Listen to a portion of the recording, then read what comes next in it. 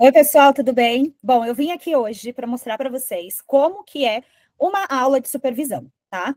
Meu nome é Juliana, eu sou psicopedagoga, neuropsicopedagoga, mestre em educação, tenho várias especializações, pós-graduações nas áreas de desenvolvimento cognitivo, desenvolvimento humano, sou certificada em disciplina positiva para educação parental, escola, empresas. Então, assim, eu tenho um longo caminho na área da educação, da neurociência, e agora estou aprofundando os meus conhecimentos na nutrição voltada para o desenvolvimento cognitivo, tá? E, atualmente, dou aulas de supervisão, cursos de supervisão, e também sou professora docente na matéria de estágio supervisionado na Faculdade Unise. Então, vamos lá. Eu trouxe uma aula que eu faço nas supervisões individuais. Para quem não sabe, vou explicar rapidinho. Tenho cursos de supervisão nas áreas de psicopedagogia e neuropsicopedagogia, onde o aluno, além das aulas gravadas, ele tem 5 sessões de supervisão individual. Por que que eu montei esse combo? Porque é muito importante, e embora não seja obrigatório, o estágio é obrigatório, mas supervisões não são obrigatórias, quando todos deveriam fazer supervisão, para poder se aprofundar mais nos conhecimentos técnicos, práticos da profissão, saber por onde transitar, qual nicho escolher, enfim. Na minha supervisão, é o aluno que manda. Ele traz as maiores dúvidas que ele tem, e aí a gente trabalha em cima disso. Claro que eu também dou ali uma guia do que ele precisa saber, tá? Então, eu trouxe esse tema, como trabalhar com adultos com Alzheimer, na psicopedagogia e na neuropsicopedagogia, por quê? Porque muitos alunos não sabem, né? Até pessoas que já atuam como psicopedagogo ou neuropsicopedagogo não sabem que a gente tem essa área. E é uma área que vem crescendo muito. Por quê?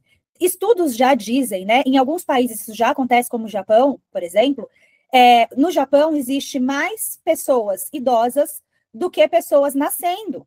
E isso é uma tendência mundial. Ou seja, a gente vê hoje cada vez mais idosos ativos, malhando, se cuidando. E por quê? Porque é uma tendência, a população está envelhecendo, porque graças a Deus a gente conseguiu mais saúde, a gente conseguiu aumentar a nossa expectativa de vida. Então, a prestação de serviços para idosos está aumentando. E quanto mais você se qualificar e sair na frente, mais você terá vantagens, tá? Então, o que a gente vai ver hoje aqui? A gente vai entender como que o psicopedagogo e o neuropsicopedagogo pode atuar dentro da doença do Alzheimer para idosos, tá? Então, deixa eu só ver se eu vou conseguir abrir aqui, tá? Espero que não trave. Eu gravei esse vídeo ontem, mas aí o Google Meet deu uma louca aqui, ele parou no meio do caminho e acabei desistindo, que já tinha passado quase 20 minutos de aula e aí fiquei nervosa, desisti. Quem nunca, né? Então, vamos lá. Como que é a atuação? Esse daqui é um documento que eu fiz para a minha aluna de supervisão, tá? Então, eu achei que ficou muito legal o assunto, e aí eu trouxe esse documento na íntegra. Claro que precisaria de alguns ajustes para ficar mais legal, mas do jeito que tá, já tá ótimo. Acho que vocês vão entender bem. Então, pega papel e caneta, anotem aí, porque esse tema é muito importante, tá? Então, como trabalhar com adultos com Alzheimer na psicopedagogia e neuropsicopedagogia? A gente primeiro tem que entender qual é a atuação do psicopedagogo e do neuropsicopedagogo e como que nós vamos trabalhar, tá? Dentro do Alzheimer. Então, o nosso atendimento, ele deverá ser pautado pelo acolhimento e empatia, respeito aos limites cognitivos e emocionais do paciente, envolvimento da família e da rede de apoio nesse processo de intervenção, tá? E, embora a doença de Alzheimer seja um transtorno neurodegenerativo progressivo, intervenções preventivas e compensatórias podem melhorar a qualidade de vida e manter as habilidades preservadas por mais tempo, ou seja, retardar o avanço dos déficits que vão surgir aí em quem desenvolve essa doença, tá bom? Então, qual que é o objetivo do nosso trabalho, tá? Sempre que eu falar nosso trabalho, vai envolver a psicopedagogia e a neuropsicopedagogia, tá bom? Então, é estimular e manter as funções cognitivas preservadas, minimizar perdas e compensar déficits funcionais, trabalhar aspectos emocionais e afetivos, orientar familiares sobre manejo, comunicação e estimulação adequada. Quais são os testes e instrumentos recomendados para nós? Eu fiz uma pesquisa da internet, ele me deu vários testes, mas eu separei só os que eu acredito que sejam mais importantes para a gente não fazer um investimento muito alto em teste, a gente ter aqueles testes chaves, como eu sempre ensino para vocês nas supervisões, tenha os testes chaves. Opção a gente vai ter um monte, mas vamos escolher bem e utilizar bem esse teste. Então, a gente vai ter mini exame do estado mental, tá? É um rastreamento do comprometimento cognitivo global. Esse teste é muito legal. Você encontra no Valor do Conhecimento, editora Hógraph, tá bom? Então, indico que compre. E testes de memória e atenção. Aí fica a critério de vocês, a escolha de vocês. Então, lembre-se sempre o que eu falo. Como procurar um teste que a gente pode aplicar? A gente pode aplicar testes que não são restritos a psicólogos. Então, como que a gente vai buscar esses testes nos sites, nas editoras? A gente vai entrar lá, por exemplo, valordoconhecimento.com.br. Testes. Aí vai abrir uma guia. Vai ter lá testes não restritos. Você vai entrar nessa abinha e vai procurar os testes que você precisa, tá bom? Então, eu separei também escala de atividade de vida diária, que é muito parecido com o mini exame mental, e escala de depressão geriátrica, tá? Por quê? Aqui a gente vai fazer só um rastreio breve de como está aquele idoso, tá bom? Mas a gente vai conseguir avaliar melhor na prática do dia a dia. Lembrando que não será uma avaliação tradicional, tá? Que a gente vai fazer, aquela que eu explico o passo a passo nos cursos. Não vai ser essa avaliação. Vai ser uma avaliação mais breve, tá bom? Só um rastreio breve mesmo, porque a gente já sabe o que o idoso tem. A gente não vai ter que precisar saber como essa doença está afetando na aprendizagem, né? O que vocês vão precisar? Estudar sobre o Alzheimer. Isso vocês vão ter que se debruçar aí em livros, artigos, estudos de caso, vão ter que entender sobre o Alzheimer, tá bom? Como que serão nossas intervenções psicopedagógicas e neuropsicopedagógicas? A gente vai trabalhar estimulação cognitiva, tá? Então, atividades estruturadas que vão trabalhar memória. Então, a gente pode utilizar jogos de associação, bingo de palavras, atenção e concentração, através de caça-palavras, jogos simples de lógica, funções executivas, então, através de sequência de tarefas, organização de rotina, linguagem, leitura compartilhada, nomeação de objetos. Então, aqui na linguagem, a gente vai trabalhar linguagem e memória também, tá? E jogo de bingo tradicional, que desenvolve diversas áreas das funções executivas. Deixa eu pegar aqui, vou dar um Google, só para vocês entenderem o como o jogo de bingo, aqui, ó, vou pesquisar, como o jogo de bingo pode desenvolver... Não, peraí. O que o jogo de bingo desenvolve nos idosos com Alzheimer nas terapias psicopedagógicas e neuropsicopedagógicas? Então, ele vai me dar aqui, em algum site. Vamos ver. Só para eu falar rapidinho, porque agora de cabeça eu esqueci. Tudo. Sim, me deu já. Ó, ele vai trabalhar a estimulação cognitiva. O que ele vai trabalhar na estimulação cognitiva? Atenção e concentração, percepção visual e auditiva, memória operacional de curto prazo, memória operacional e de curto prazo, raciocínio lógico e velocidade de processamento. Dentro da linguagem e da comunicação, o jogo promove escuta ativa, o entendimento de regras e a nomeação de números. Ele incentiva a comunicação verbal entre os participantes, promove a interação social. Combate, assim, né, através da interação social, vai combater o isolamento social, vai favorecer o senso de pertencimento, autoestima e humor positivo. Estimula também o trabalho em grupo, empatia e cooperação, criando um ambiente terapêutico afetivo.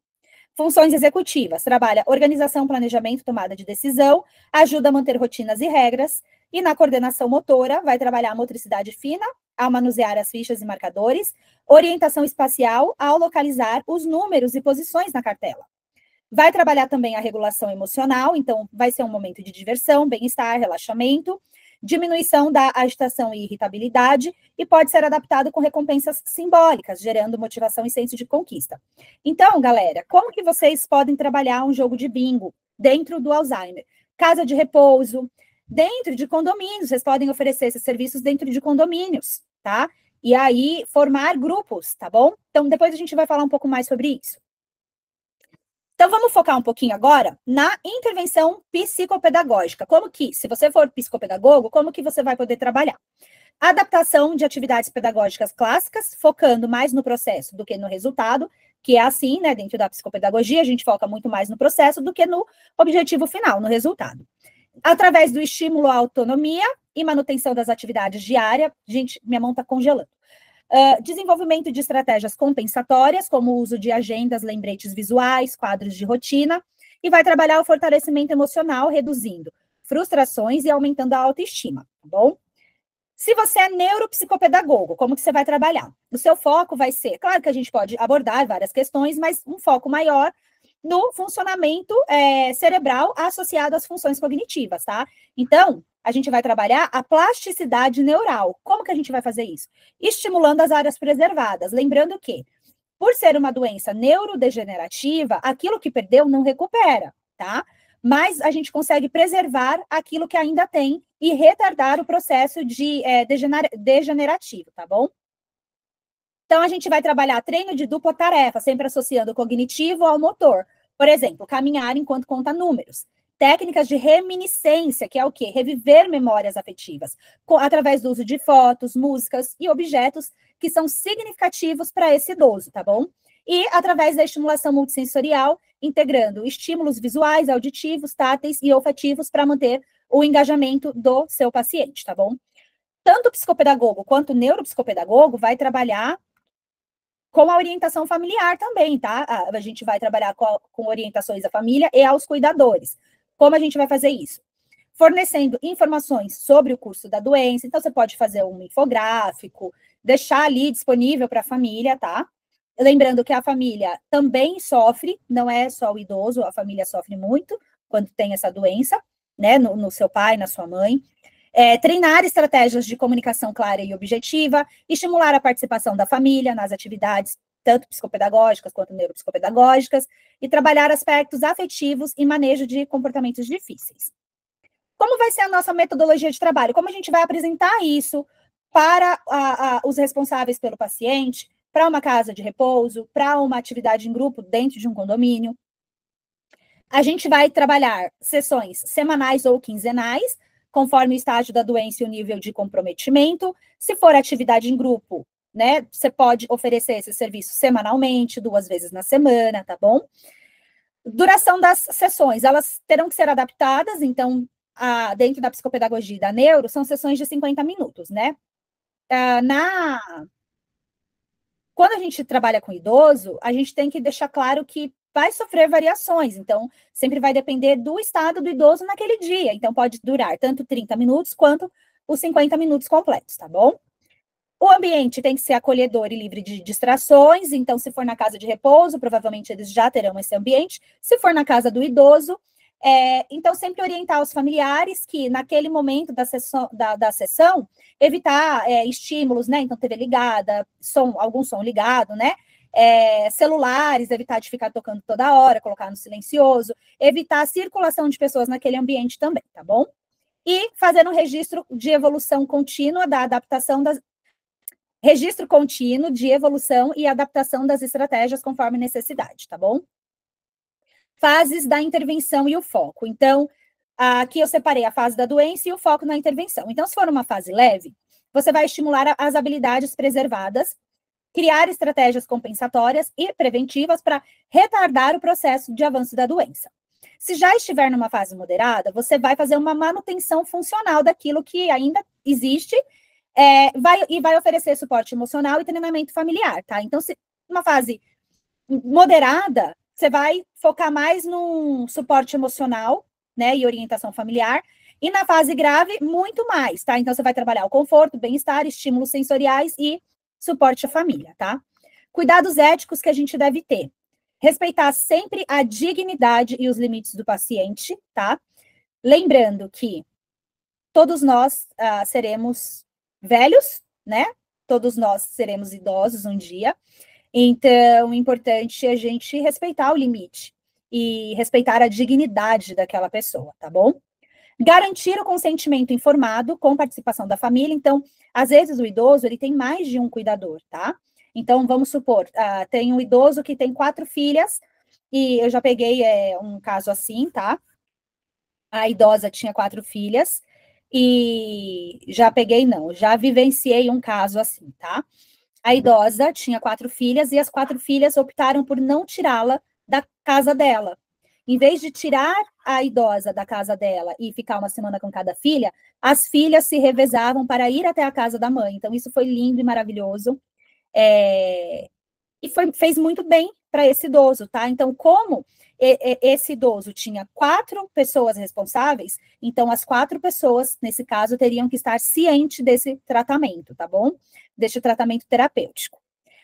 Adaptar a linguagem e materiais ao nível de compreensão do paciente, isso é óbvio, mas precisa ser falado. Então, exemplos de atividades práticas, tá? Como que a gente pode trabalhar?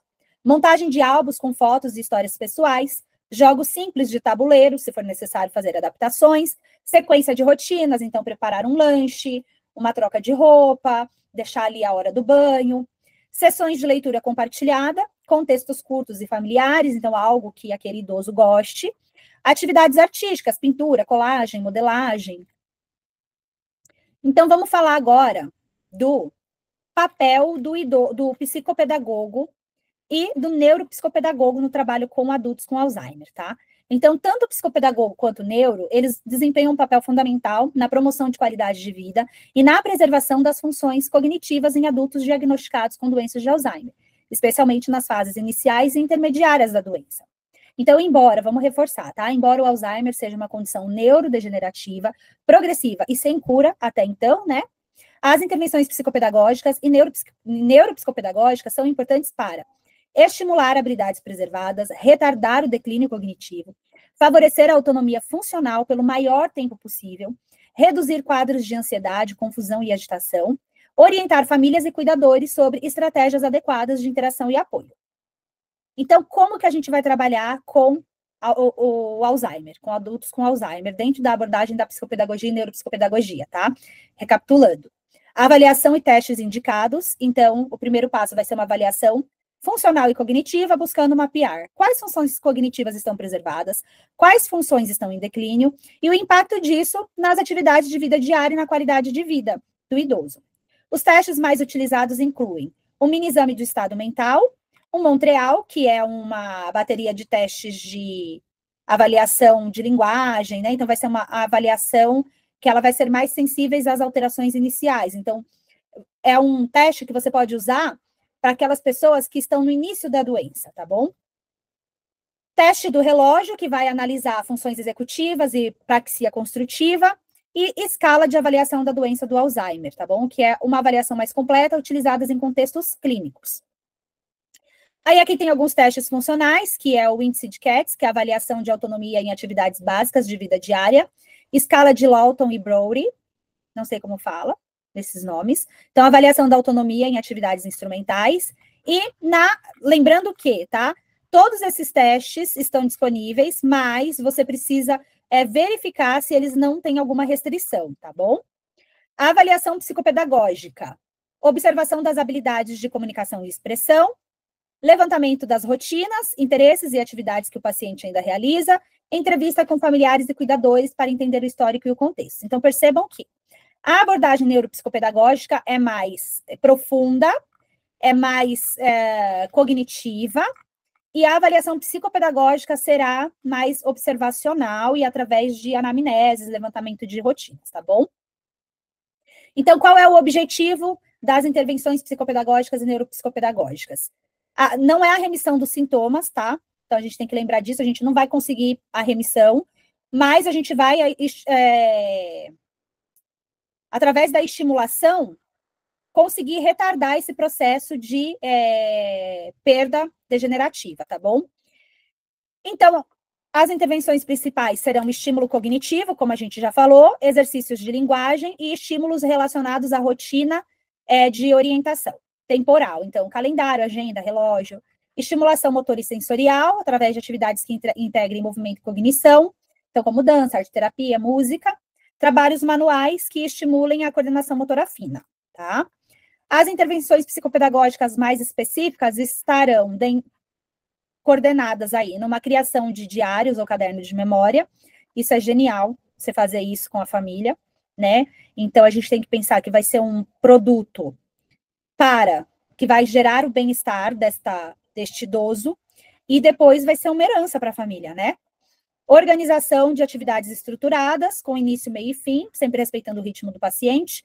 Trabalhos com história de vida, favorecendo a reminiscência, né, e o fortalecimento emocional. Orientação a familiares e cuidadores, então, por isso que eu digo que vocês têm que estudar sobre o Alzheimer, para poder fazer isso aqui, ó. Ensino de técnicas de comunicação eficaz com o paciente, orientação sobre como organizar o ambiente para promover segurança e autonomia, apoio emocional para lidar com a progressão da doença. E, por fim, princípios importantes no atendimento.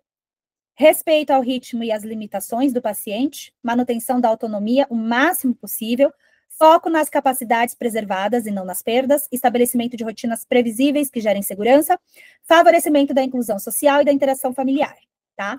Bom, essa foi uma das aulas de supervisão individual, lembrando que cada aluno que chega para mim com uma demanda, a aula é feita para ele, tá bom? Para a necessidade dele. Por isso que é importante a supervisão, por isso que eu amo esse curso que eu tenho orgulho de dizer que criei, com essa metodologia que criei. Então, se você já é aluno, marque a sua supervisão. Se você não é aluno e quer ser, eu vou deixar o link aqui embaixo no vídeo das páginas dos cursos, tá bom?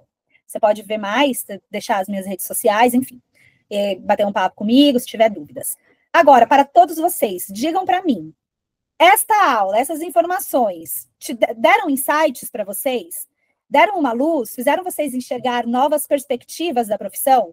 Conta para mim o que vocês sentiram ao receber essas informações. Eu vou adorar saber de verdade, tá bom? Então, um beijo para todos vocês e assistam outros vídeos aí, se gostaram desse. Tem vários vídeos aqui no canal. E se quiser algum tema específico, manda para mim aqui nos comentários, tá bom? Um beijo, fiquem com Deus e a gente vai se falando.